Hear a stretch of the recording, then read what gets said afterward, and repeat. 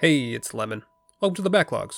Today, I'm going to try something a little different and give you guys a little behind-the-scenes peek at what it's like to be a Patience Elemental.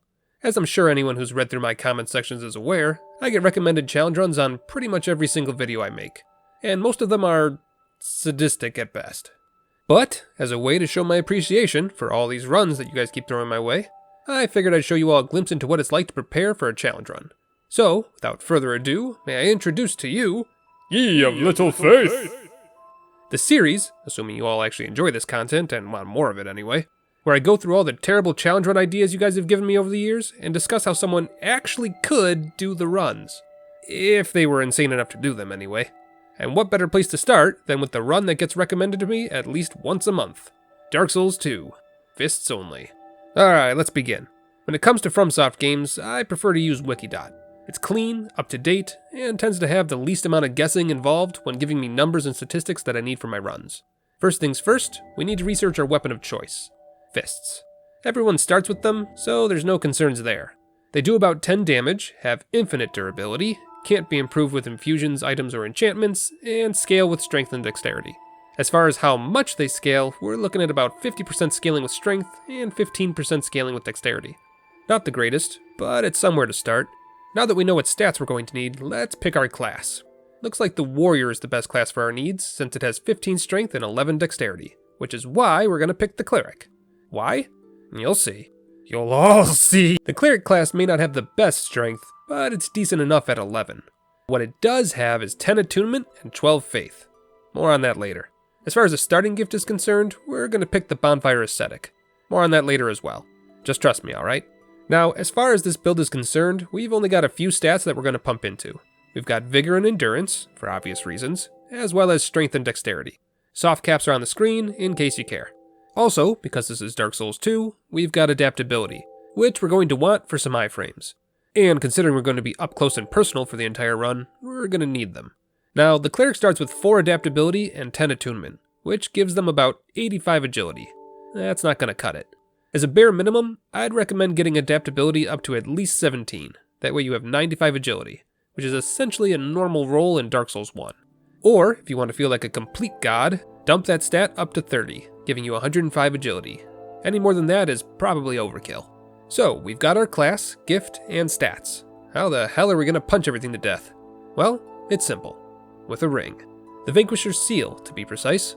This ring increases our fist damage significantly, from 10 damage to 200. That's insane. What's more insane, however, is how you get it. We'll need to be rank 3 in the Company of Champions. Yeah, I know. Getting into the Company of Champions is easy enough. It's right there in Majula.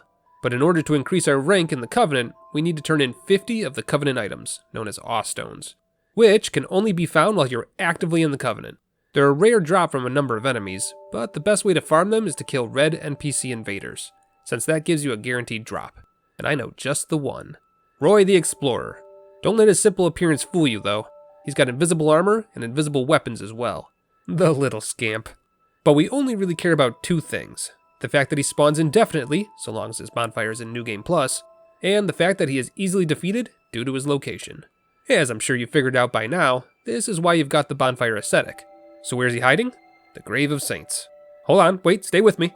Now, the Grave of Saints can only be accessed by jumping down the pit in Majula. But here's the problem.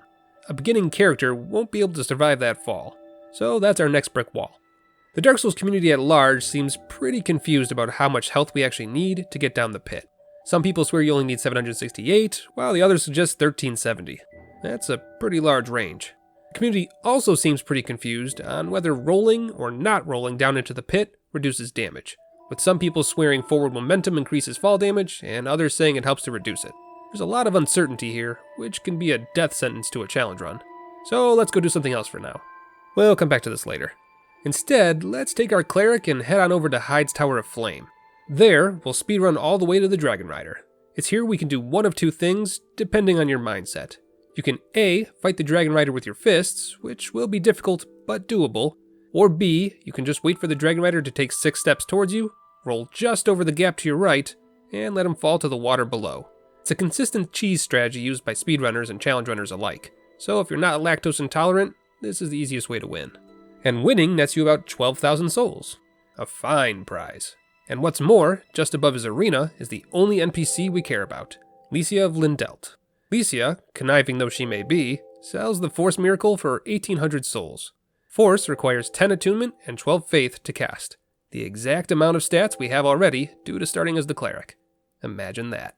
After grabbing Force, we've still got roughly 10,000 souls left over, but we'll need each and every one and then some, because back in Majula, we're going to visit Sweet Shalquar for one of her rings, the Silver Cat ring. It costs 13,400 souls, which is more than we have, but there's a few loose souls lying all over Majula, the things betwixt, and the forest, so chances are you can find enough lying around to make up that difference. Or you can just punch out a few mobs, whichever you prefer. With the Silver Cat ring on your finger, we're going to head on over to the Crestfallen Soldier at Majula's monument. Talk to him a bunch, pretend to actually be interested in his covenant, and before you know it, you've got the blue seal. This gives you an extra 3% health, and considering we're diving into the pit, every little bit helps. But before you do that, make sure to save yourself a trip and join the company of champions. And with that done, it's time to take that leap of faith and jump down into the pit. To make sure we're all on the same page, you're going to need to remove all articles of clothing, leaving on only the 2 rings we've acquired, and have a full health bar and complete humanity. Walk slowly off into the pit, and with luck, this will be enough. Keep in mind you'll also need some life gems or Estus to regenerate your health on the way down, so make sure you've got some of that too.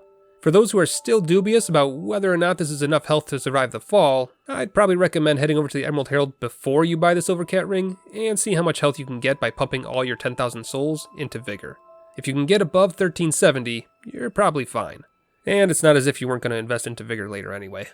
Either way, hopefully you won't have to do more grinding, and you can get down the pit. Make your way through to the Grave of Saints, and at the very first bonfire, not the one next to the boss fog, use your bonfire ascetic. Now, make your way through the map, making sure to use the Pharos Lockstone you acquired on the way down the pit, at the bridge that leads to the second half of the grave. As far as Roy is concerned, he'll only appear if you start to climb the ladder on the right-hand side. But once he does, get off the ladder and head across the bridge. Then, while hiding against the wall, you can use Force to give Roy a polite shove into the darkness below. And there you go. An unlimited supply of Awstones, ripe for the taking and easily gathered. Well, easily might be a bit of a lie, considering what it's taken to get here, but... So, with our 50 Awstones, we can now head back to Majula, where we can turn them in for our Vanquisher's Seal. The Vanquisher's Seal, as I said earlier, takes your fist damage from 10 to 200, and increases the scaling of your stats. Strength now influences your fist damage by 75% instead of 50, and Dexterity now scales with 25% instead of 15. Much better. And with all that done, all you've got to do now is beat the entirety of Dark Souls 2 and all of its DLCs. A simple task for a patience elemental such as yourself.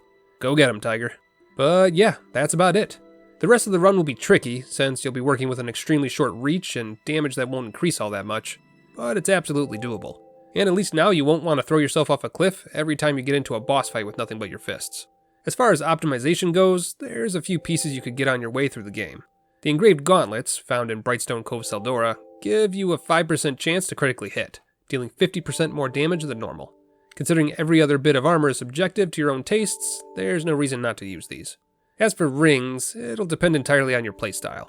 You might want the Chloranthy ring so you don't have to worry about stamina regen, or maybe the Silver Serpent ring so you can build your stats faster.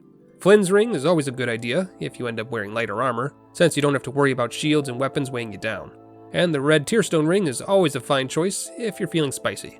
There's also the Ring of Blades, or even rings that increase your stats like the Strength ring. All of them are viable, and outside of the Vanquisher's Seal, I'd argue that none of them are make it or break it when it comes to the build. You're the madman that got this far. Go ahead and decide what kind of build you want. And that's about it. As I'm sure you can now see, there's a reason I haven't exactly dove headfirst into this challenge run. The amount of prep to just get this run off the ground would take more time than I have at the moment. But if you're so inclined, feel free to give this run a go on your own time, and let me know how it goes for you. If you're already one of those insane people who've done this run before, tell me about it in the comments. I'm curious what kind of pitfalls and brick walls this run bumps into, as I'm sure there's at least one boss that you wouldn't expect to be overly difficult that turned nearly impossible when just using your fists. Hopefully you enjoyed this style of content, and this peek into what it's like to be a challenge runner. If you want to see more content like this, let me know, and I'll keep it coming. But other than that, that's all I've got. Take care of yourselves, be good to one another, and I'll see you all again soon.